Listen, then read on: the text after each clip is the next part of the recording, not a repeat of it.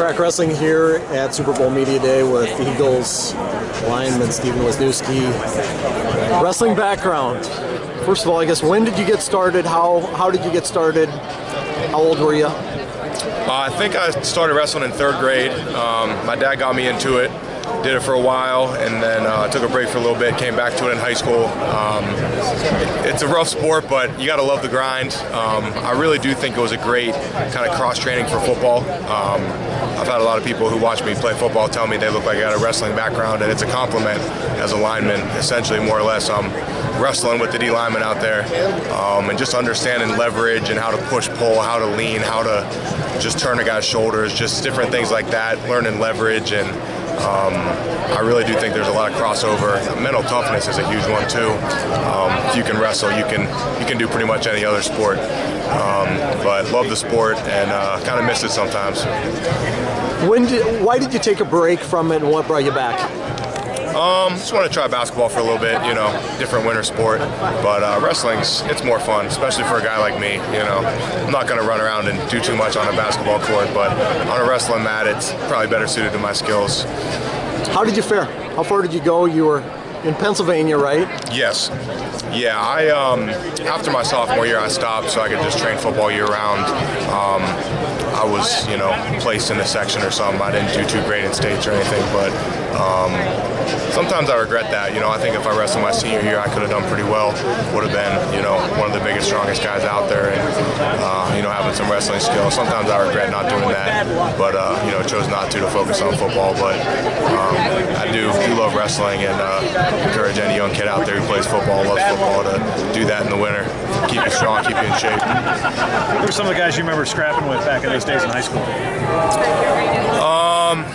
That was a long time ago. I remember wrestling my dad, actually, which my dad was a state champ wrestler, and he encouraged me to get into it, and he used to wrestle with me. And I remember, like, my sophomore year, I started getting bigger and stronger, and as a sophomore, like, our match was pretty even, and then after that he didn't really want to wrestle me anymore. As I continued to get bigger and stronger, I found that interesting, but he definitely toughened me up. Penn State guy, did you go to many matches in college? Do you still keep an eye on the Nittany Lions and what Kale's got going on there? Yeah, absolutely. Definitely went to matches in college, and I still follow those guys, catch a match, in the off-season whenever I get a chance, and love rooting for those guys, love what Kale's doing. He's an impressive coach, unbelievable, toughness and mindset, and instills that in all of his wrestlers, and a lot of great kids too. I know some of the wrestlers they've had here lately, and just some great kids that work really hard and enjoy what they do, and you see it out on the mat. I love watching them. Dominant wrestlers, but guys that they do it the way it's supposed to be done, and it's fun to watch.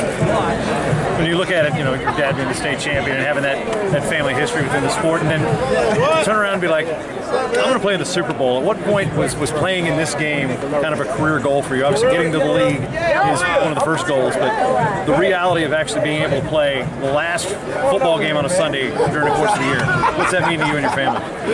It means a lot.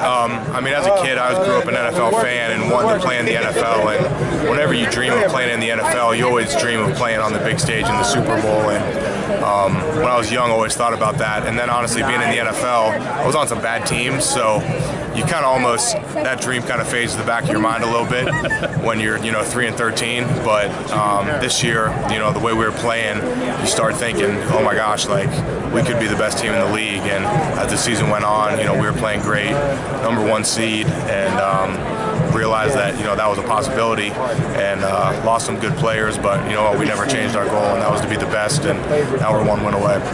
Talked a lot about wrestling those guys on the line. We asked James Ferentz the same thing, but he really didn't notice if a guy wrestled because he did a lot of research on who was on the other side of the line. Do you study your guys on the other side of the line to know if their wrestlers are going to be giving you maybe a different look than you might get from a guy who didn't have a wrestling background? I think sometimes you can recognize it, and sometimes, honestly, that'll be in a scouting report. We have scouts that look up that kind of stuff. That might be a note in their scouting report. So if you know you're going against a wrestler, he's going to be tough. He's going to understand leverage, and he's going to fight for inside hands, and he's going to be a smart player. If there was a guy that who didn't wrestle that you think would have been a great high school wrestler, great college wrestler on the team right now, who do you think it'd be? We got a lot. I wouldn't have wanted to wrestle Jason Peters, that's for sure, or Brandon Brooks. There's probably a long list of guys. We got the best athletes in the world, you know, playing football on this team. So there's quite a few I wouldn't want to mess with. Probably Brooks and JP be at the top of the list. How would Foles stand as a wrestler? I don't know. I've never thought about it.